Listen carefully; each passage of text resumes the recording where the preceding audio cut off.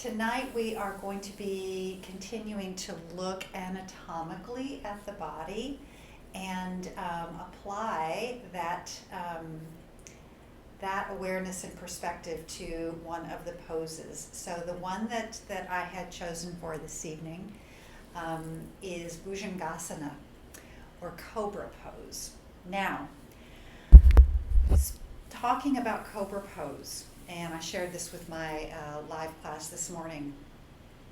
I've spent quite a few hours actually in different resources and reading and online and education, just kind of getting myself better grounded in Cobra pose. It's interesting to me that it is taught as a very basic posture. It's considered a beginner posture in terms of, it seems pretty simple. You just go on your belly and push up. But like with any of the postures, there's a whole lot more to it if you take the time to think about it. And one of the things, there's just a lot going on in terms of the legs being grounded, of course. The legs are attached. So sorry. Attached to the mat and grounded. Give me just 1 second. I have no idea where that came from. Sorry. So you've got the legs being grounded, but they need to be positioned in a particular way. You have your hips and pelvis, which are also being pressed down into the mat before the front part of the body rises up. You've got a big opening in the front body, and you've got this really generous back bend. There's also hand placement, there's neck placement, there's gaze placement. There's a lot to think about with Cobra. But one of the reasons that I took extra time, that I took a good deal of time to investigate more about Bhujangasana is because, just being completely honest, it's been one that's difficult for me. It's not my favorite pose. I never have really felt comfortable in Cobra, and that may not be the same for you. We all have different bodies, we all have different things going on, but for me personally, Cobra is just one of those that I sort of just get through, and then I'm ready to move on to the next thing. So I guess part of my inquiry was based on, why is that for me?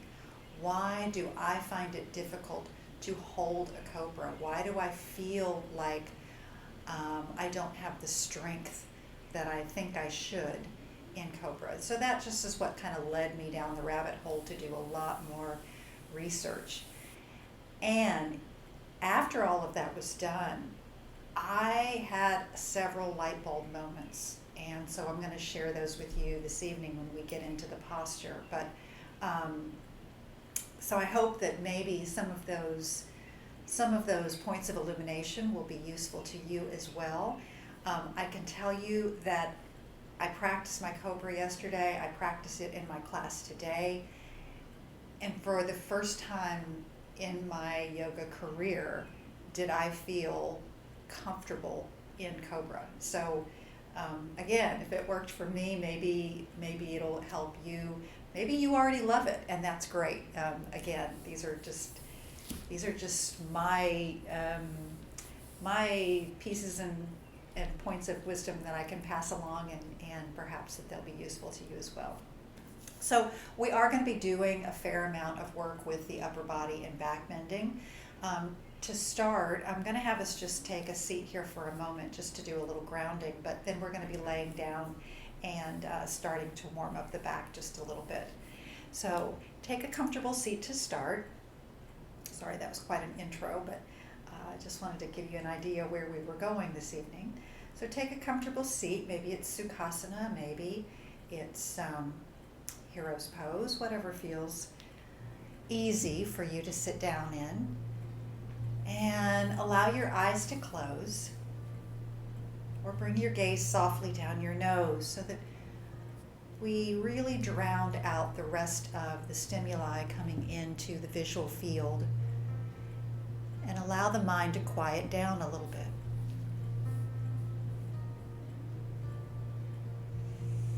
Let's everyone take a nice deep breath in together. Just begin our practice with a refreshing inhalation. And then exhale to release it out. And then just after that big opening breath, start to settle down and feel yourself a little bit more solidly on the ground, a little bit more connected to the earth below. If it's been a busy day, or if you've had lots of running around or to-dos in your mind, then just let yourself stay right here in this place beneath your seat. Almost feeling a gravitational pull that starts at the crown of your head and drops down into your spine, to your hips and seat. Relax your hands on your lap. Let your wrists, fingers, and palms be soft. And as you start to quiet the body and the mind, just sort of take note of what you're starting with this evening, emotionally, energetically. You don't have to do a lot of analysis or deep thinking about this, just sort of check in. Hi there, how are we doing? It's one of the nicest parts about a yoga practice, is just taking the time to check in, say hello to ourselves, see how we're doing, what we need.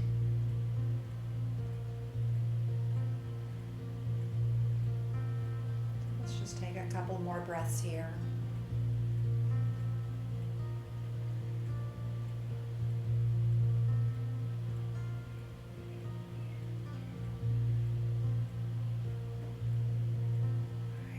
Start to open your eyes, starting from a place of more quiet and perhaps more groundedness. We'll begin, as I said, laying down on the mat. So just switch your seat around and roll down on your back. We don't need any props or anything to start, so just bring yourself into a supine position. And go ahead and stretch your legs all the way out. So just extend your legs down the mat.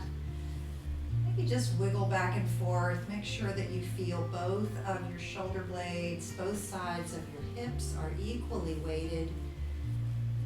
And you have a nice center line going down your head through the nose, the breastbone, and down into the middle of your feet.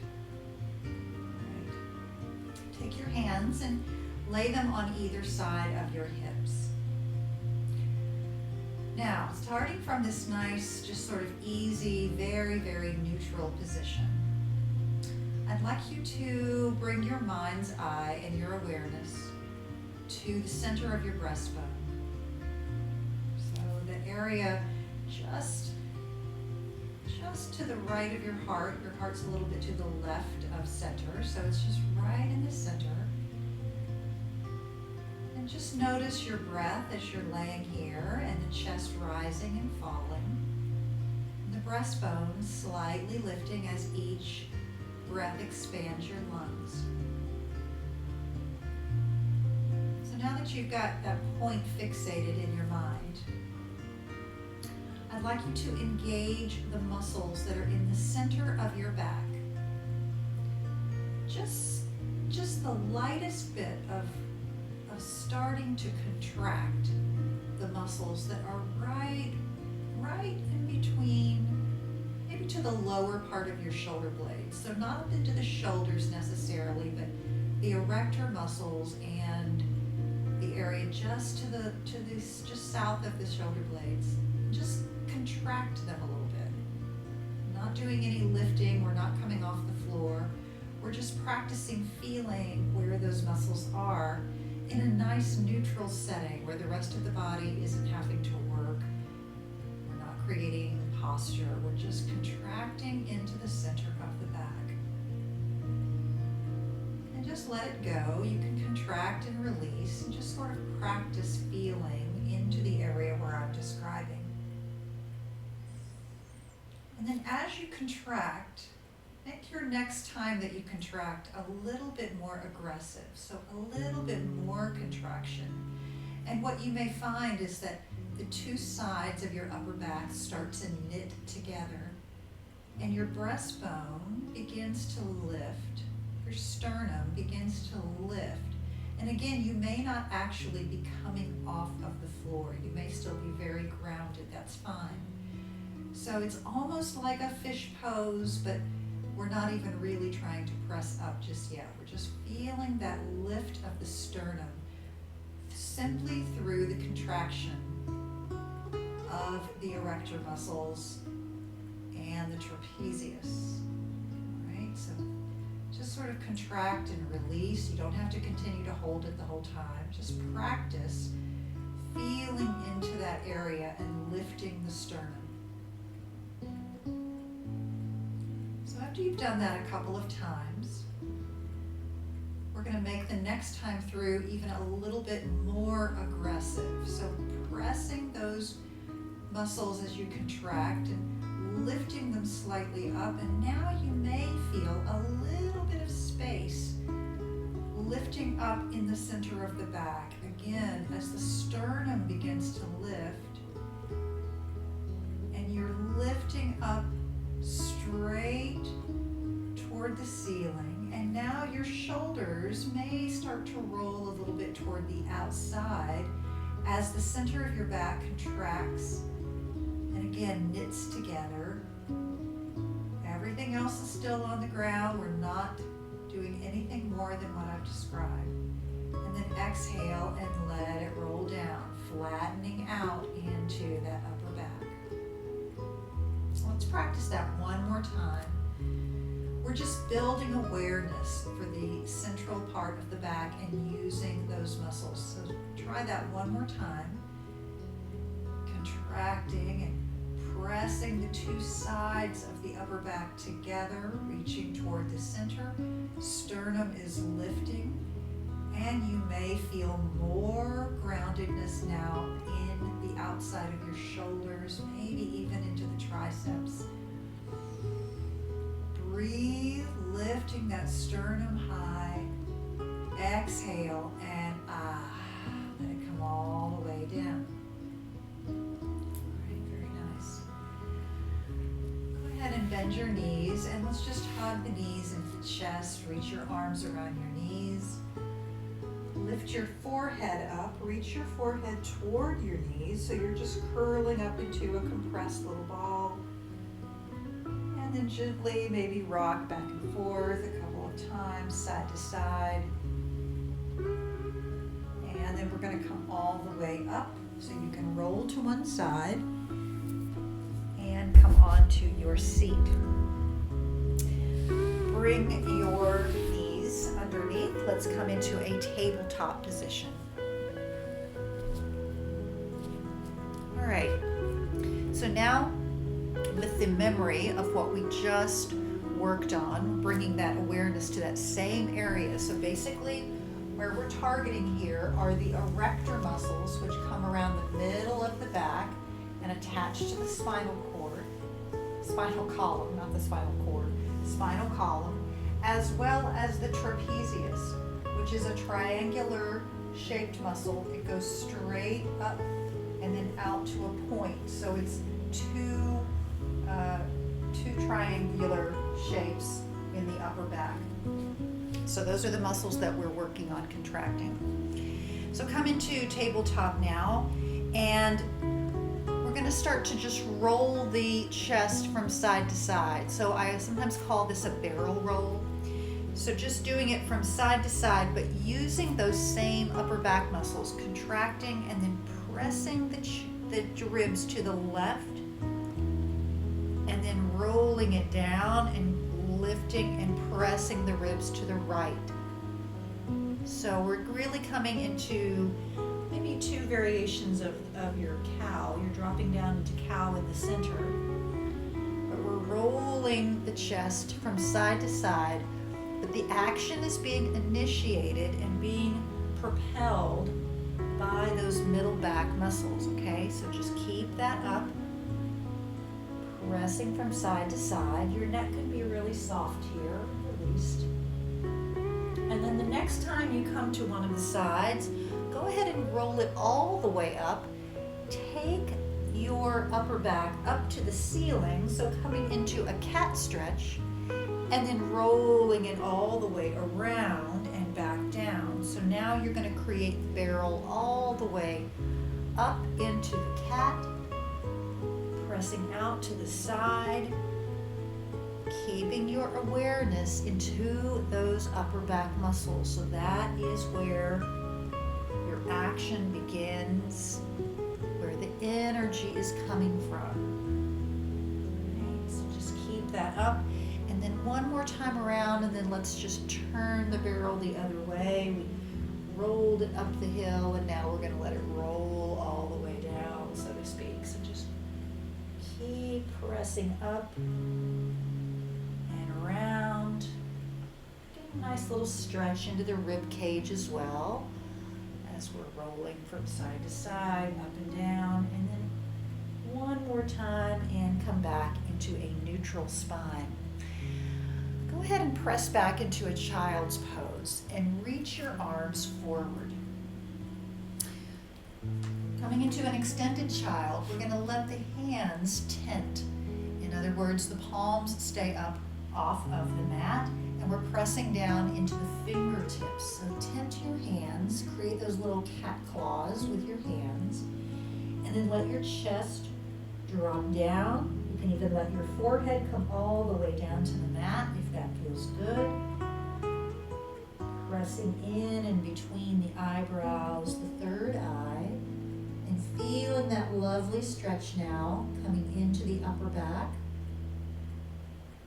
Keeping our mind's awareness in that same area. We're just going to continue to work into the upper back all through this practice. Breathe in and out.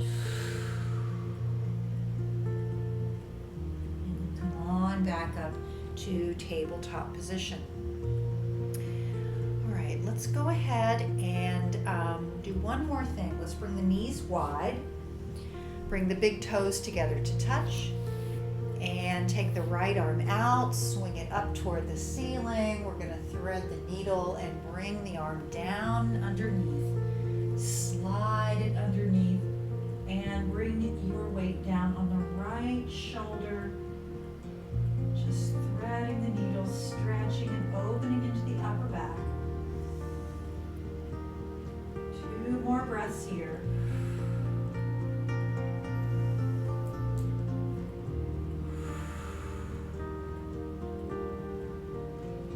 All right, lift up. Bring your right hand back to the mat. Swing the left arm up, open it up, and then bring it down and underneath. Thread that needle the other way. Let the arm come down. Rest on the left shoulder. Turn your ear. Stretch and feel all the tension just dripping right out of your upper back.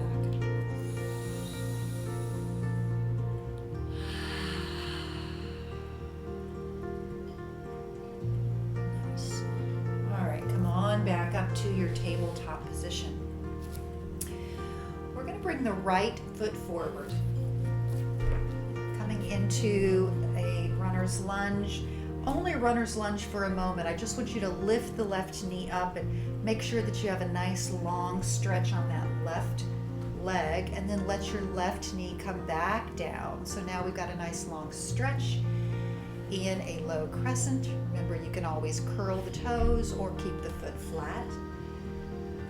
And just since this is the first one, let's just let the hips kind of sink down for a minute, feeling the weight drop into that left hip flexor. Bring your hands to blocks if that feels better for you. exhale into that stretch. It's a deep one, so we want to take it gently. And then go ahead and lift up. Bring your hands first to the top of the right thigh. Keep that left leg nice and open, stretching. Relax your shoulders down. Lift your breastbone up. And then allow your arms to open, taking them into a goddess arm or cactus arm. Elbows and shoulders are about the same height. And then that same area that we worked on as we laid there on our back, we're going to just use the same action, pushing through from the middle of the back to allow the breastbone to reach up and reach forward. So in this way, we are creating our first back bend today. Breathe. And then take your hands back down to the mat or the blocks. As you bring your hands down, take a little bit of an arch in the upper back. So almost a tiny little bit of a cat stretch. Just round the upper back ever so slightly. Let your chin drop down. And then look forward. Let that left knee come up off of the mat. Step forward and come to forward fold, Uttanasana. The knees can be soft here. Hamstrings might not be very stretched out just yet, so just let your head hang down. Relax. And then take a breath in. Arms are going to come out to the side. Use your strong core to lift up, safely hinging from the hips to reach your arms up and overhead. Bring the fingertips together. Exhale. Take your right hand down by your side. Left arm is going to curve over your ear, so we're coming into a standing crescent. Inhale, bring both arms up. Exhale, left hand comes down, right arm comes over your ear. Just get a nice lateral stretch. Left arm comes back up, and exhale, hinge and fold.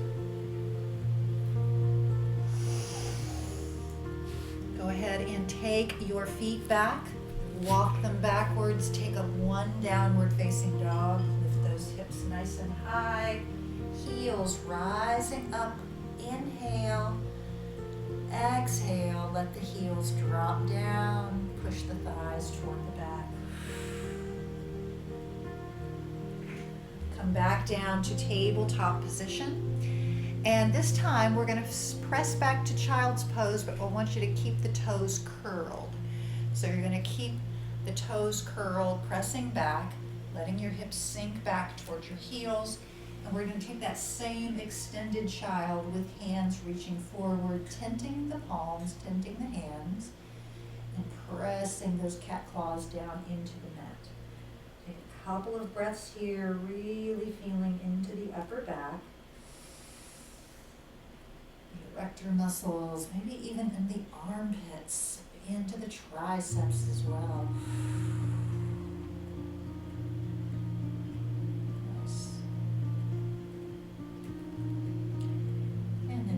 Back to table position. Bring your left foot forward, and we're going to establish our lunge once again. So lift the right knee up just long enough to kind of stretch it back, and then let the right knee gently come down.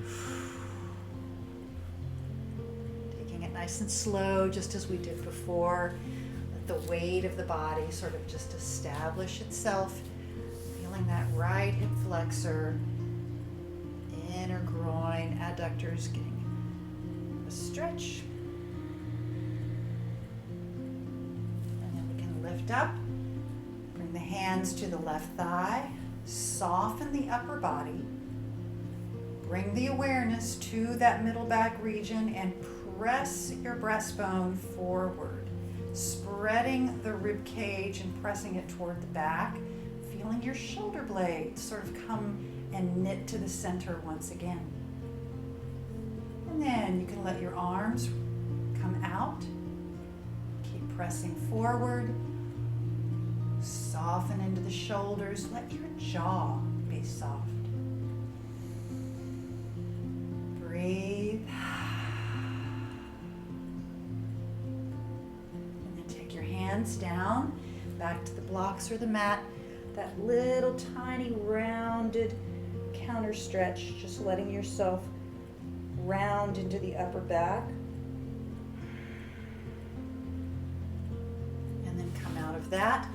Lift up your right knee, step it forward, come to forward fold, Uttanasana. And then arms come out to the side, safely, strongly lift up. Urdhva Hastasana, upward facing hands. This time let your left arm come down to the side, right arm reaches over the ear, fingers reaching to the left side of your mat.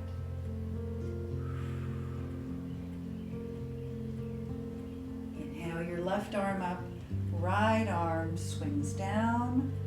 Reach and create that beautiful little moon shape.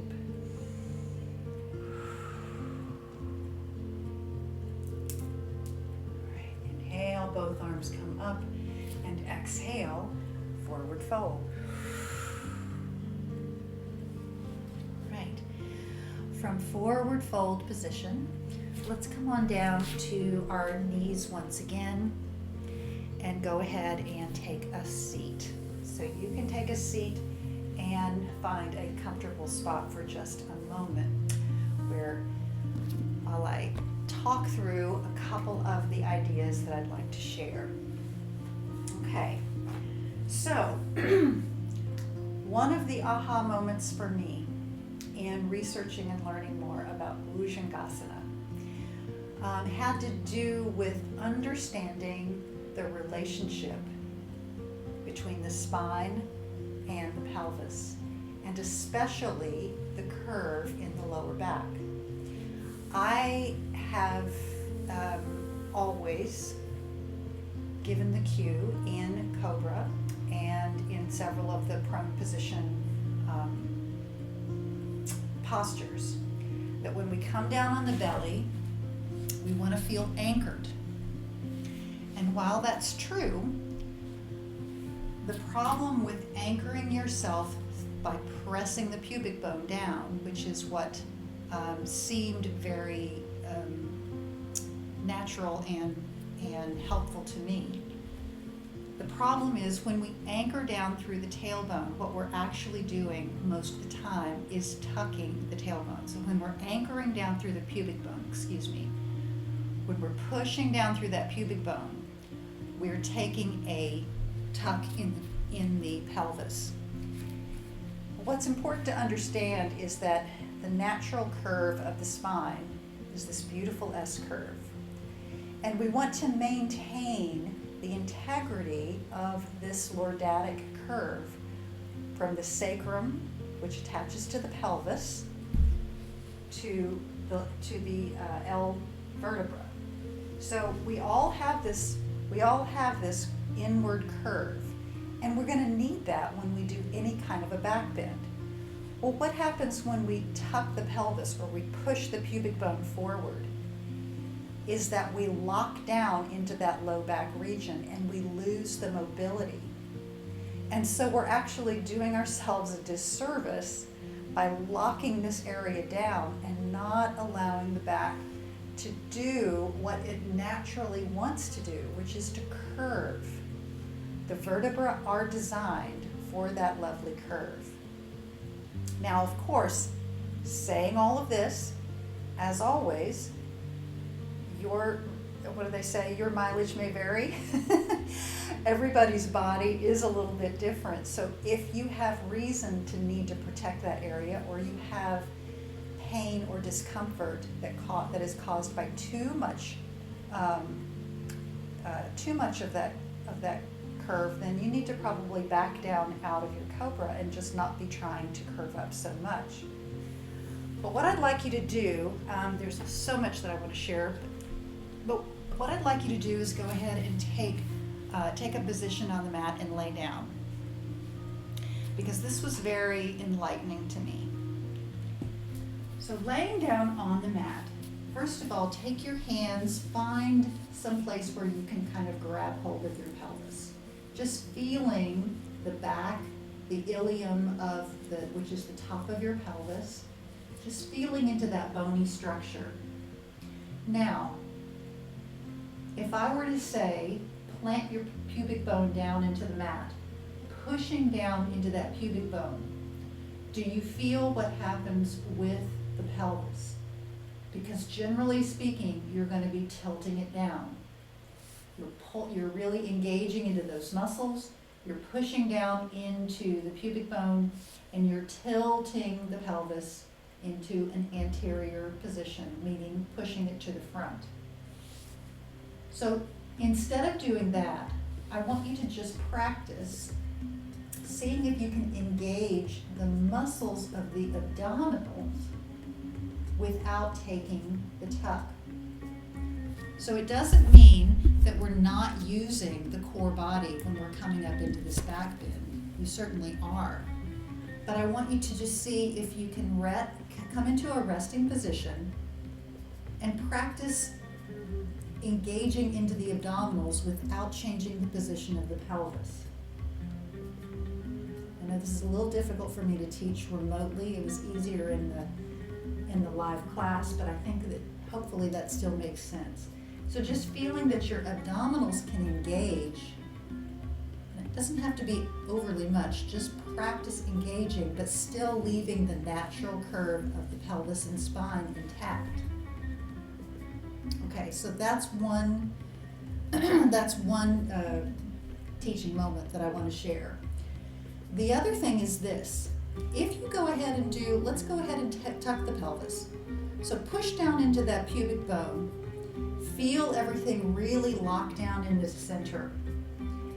With that in place, see if you're able to lift up your upper body and come into a back bend. Because in most cases, you're not going to get very far. You're going to lock everything down and you're going to just barely be able to lift your upper body off the mat. Okay, let go of that. Just release, relax. Now, without tucking the tailbone, we're going to practice lifting without any arms whatsoever. So bring your arms behind you like a Shalabhasana. Bring your hands behind you, palms are up. Now, keeping that spine a lot more relaxed and free and open, simply engage into that area that we've done all through this practice, the middle of your back. Use those erector muscles and feel them start to lift your upper body off the mat. Lift from the middle of your back. The erector muscles are lifting. And again, we're not coming up super high, but we're coming up a lot more than we could before, because those back muscles are working for us. They're starting to knit together in the center, just as we did when we were laying down. And then relax and bring your upper body back down. Okay, so that actually created a back bend. It is a small back bend, but it is a back bend.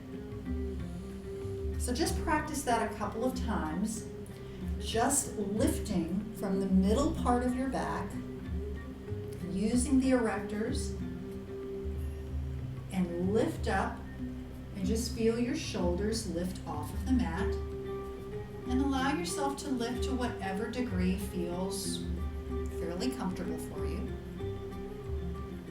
And then come back down. And then maybe do that one more time. Lifting, and as you do, the front part of the body starts to extend and open up.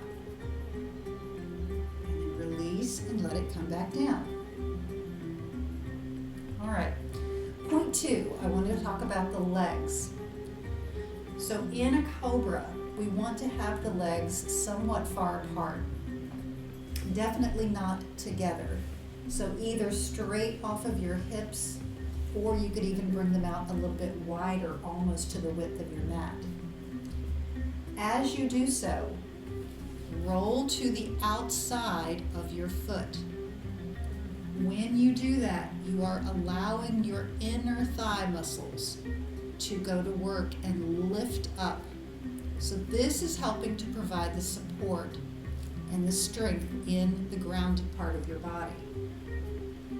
So if you try it the other way, if you roll and push down to your big toe side, you're going to feel how your inner thighs roll down toward the mat. What we want to do is roll them the other way. We want to push down across the foot into the outside, the pinky toe side, and let those inner thighs engage, and that's going to help provide your core support for the posture.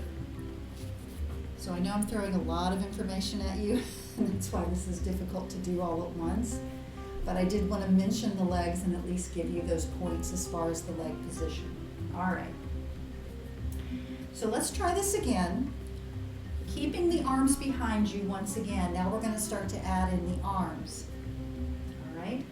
So engage, pull up through your upper back, lifting your shoulders, letting your hands reach behind you, just as we would in Shalabhasana. And then with that in place, take your hands to your side, bring them in a wide position with those tented cat claws once again. Bring them out to the side, and then start to let yourself lift up a little bit higher. And then work it and let it come back down. So here's the order of operations that I think is important. Is that as we're lifting into Cobra, think about lifting from the upper back first. Allow the body to start to lift on its own before you even put any emphasis whatsoever on the arms. And then you can let the arms start to come into play and lift you up a little bit higher if you like. Or you can just keep it down low in that low baby cobra, not even having to lift any higher. It's all going to depend on your own spinal flexibility. And it may be something that you have to work on for some time before anything changes. If it even needs to, because it doesn't need to. It doesn't have to be something where we come up big and high. Any sort of spinal curve is giving you the back bend that you need. All right, I know I'm talking a lot, and this is, again, it's really hard to do in a remote setting versus having that feedback in the class. So we're just going to work on this a little bit more. Maybe take a break if you need to. Feel free to shake your head from side to side. I've already done this quite a bit today, so maybe feeling it a little bit more. So again, the important thing is what? The lifting from the upper back. The hands and the arms are secondary. So let's just try that one more time. Inhale. Let that upper back lift you up. Then when you've reached the point where the back feels like it's done as much as it can, you can press down slightly into those tented hands and give yourself the freedom to lift up higher. And then breathe. Heart is reaching forward. Exhale and come on down. All right, let's all take a break. Press up and back. Let's push back into child's pose, a nice counter stretch for the back bend. Maybe a wide knee child, letting the belly drop down between the knees. Take 2 or 3 breaths here.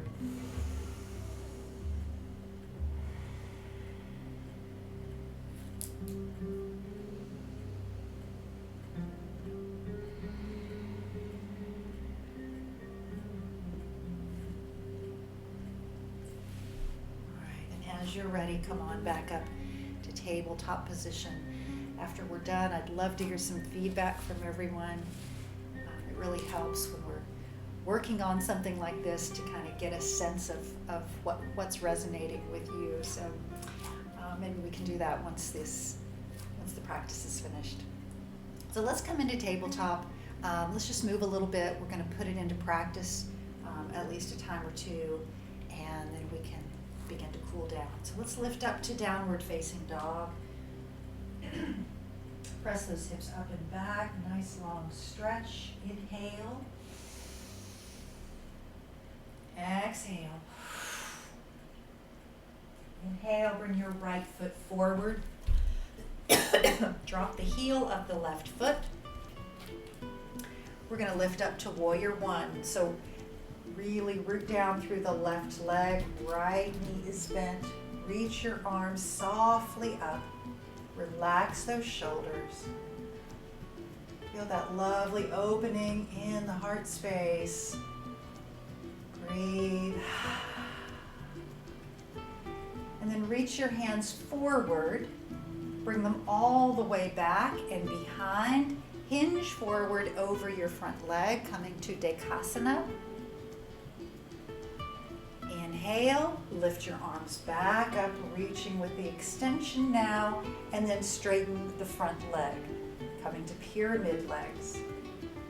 Bring your hands out to the side, hinge forward once again, coming forward with control, using that core strength, hold you steady. Push back into that right hip. Breathe. Inhale, arms reach back up again, full extension. Exhale, bend the right knee, hands come back down to the mat. Slide your right leg back, downward facing dog. Full breath in and out. Exhale. Inhale the right leg forward. Taking warrior one on this side, so lifting up, anchoring down through the right leg. Soft arms flowing up gracefully. Beautiful warrior position. Open heart. Bring the hands forward. Again, slowly swing them back behind you. Reach the crown of your head forward as you hinge over the left leg. So you're coming into kind of a V shaped with your arms, like a fighter jet. Dekasana is an airplane. Inhale, arms reach up. Straighten the front leg.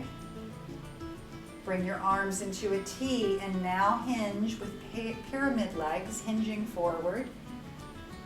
Hold that belly in. Push back into the left hip. Breathe.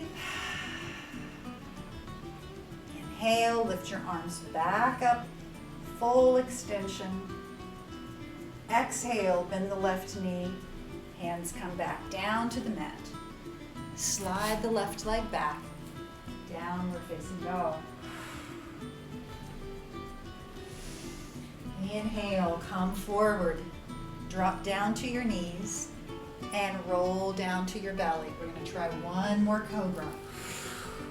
So from your prone position, let's think about what we worked on.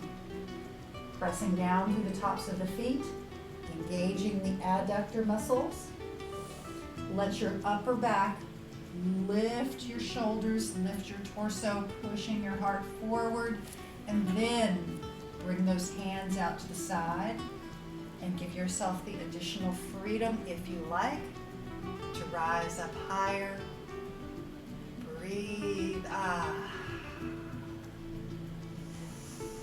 Exhale, lower back down.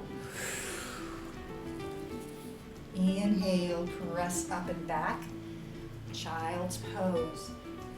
Tailbone curving down now, letting the head drop down between your knees. Inhale, exhale. Come up to hands and knees position. Lift your knees up, downward facing dog. walk your feet up to the front of your mat. Just tiptoe up to the front. Come to Uttanasana, forward fold. Take your hands out to the side, lift them up, hinge up, reach your arms overhead. Connect your hands together over your head. And now take a little back bend again. Where are we pressing? Upper back muscles, erectors, pressing the heart forward. Deep breath, let your lower back be free. Reach the hands up once again and bring your arms out to cactus or goddess arms. Bring your arms together, forearms and hands together in the front. Hopefully you can see me there, it's a little hard to see. And then we're gonna round, so bend your knees. Let your elbows come in towards your belly. Just round your back forward. Inhale, round your back and lift up. And then open those arms again, goddess arms. Exhale, hands and arms together. Bend your knees, round forward. Inhale, let those vertebrae just glide over one another as they round and stack, lifting back up. One more time, just like that. Exhale.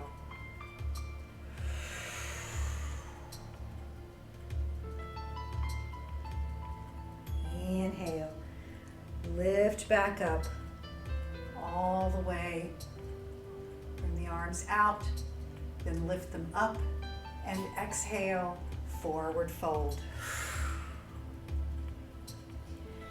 Go ahead and bring your hands and knees down to the mat. Beautiful. We're going to come on to our seat. Swing the legs around in front. Come to Paschimottanasana, seated forward fold. Lift your arms up, reach them overhead, and then exhale with a flat back as best you can, hinge forward. And now feel that lovely stretch in the lower back. So in this position, we're getting a nice stretch. We are opening the area of that lumbosacral curve because we're stretching forward in flexion. And you can feel that stretch where the lower lumbar reaches the pelvis. Breathe.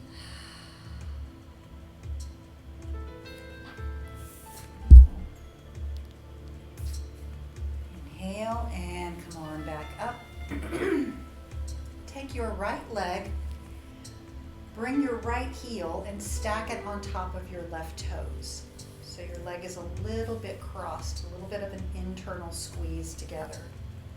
And then we're just going to turn to the other way. We're going to take the left arm over to the right, bring the right hand behind us, and then just take a tiny little twist here. Nothing that is too aggressive. Just feeling a little twist in that upper back, and also a nice stretch down the IT band.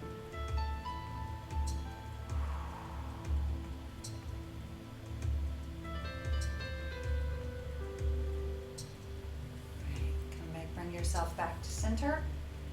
Get the leg down. Let's just take that to the other side. We're just going to stack the left heel on top of the right toes. Take the right arm across the body. Left hand to the side. And just again, it's just a gentle twist, nothing too aggressive here. Thinking about where we've stretched and worked today in the upper back and just giving it one more nice, delicious bit of attention.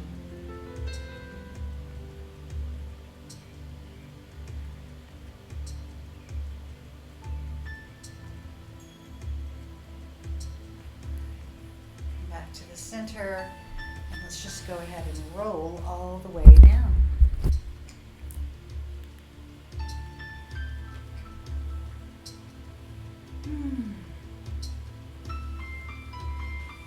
To our back, let's lift the knees up, take your hands on the top of your knees and just create those small circles, massaging the sacrum.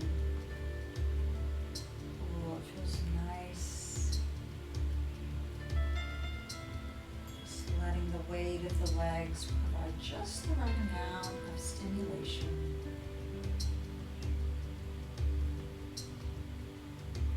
Stirring the pot.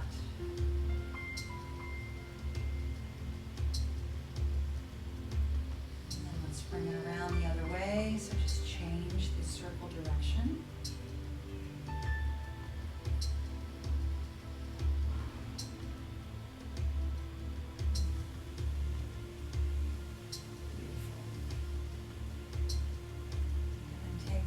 Take your feet down to the mat. Open your arms into a T off the shoulder. Heel toe your feet to the outer edges of your mat. And then drop both knees over to the left. Just feeling a nice little stretch in the quads. And you can turn your ear to the right if that feels good.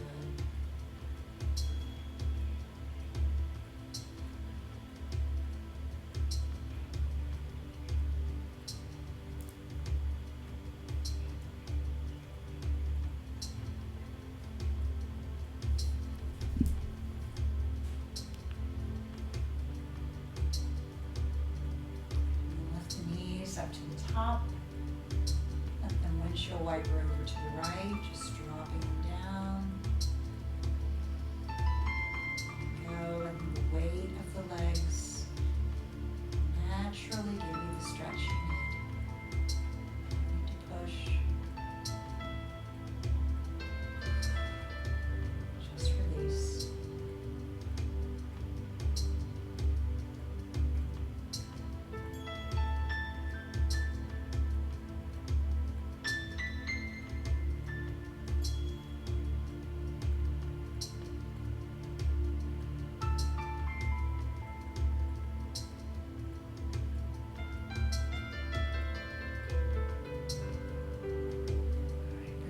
Back up to center, heel toe your feet back in, extend your legs long. Set up for a nice, relaxing, neutral space.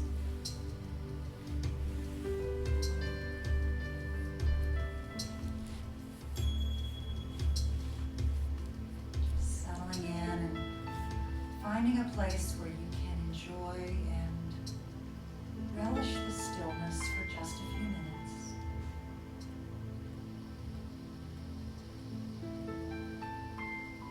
Shoulders relax, everything soften down.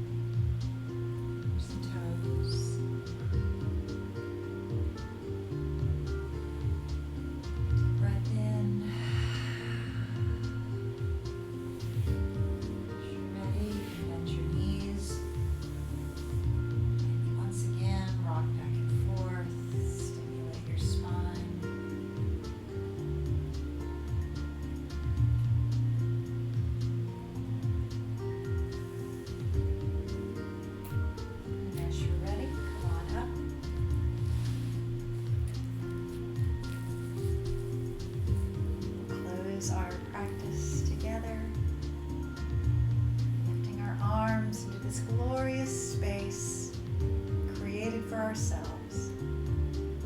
Deep breath in. Exhale, come home to the heart. Light in me is honored and grateful for the light within each of you. Thank you so much for practicing and sharing this time with me. Om Shanti and Namaste.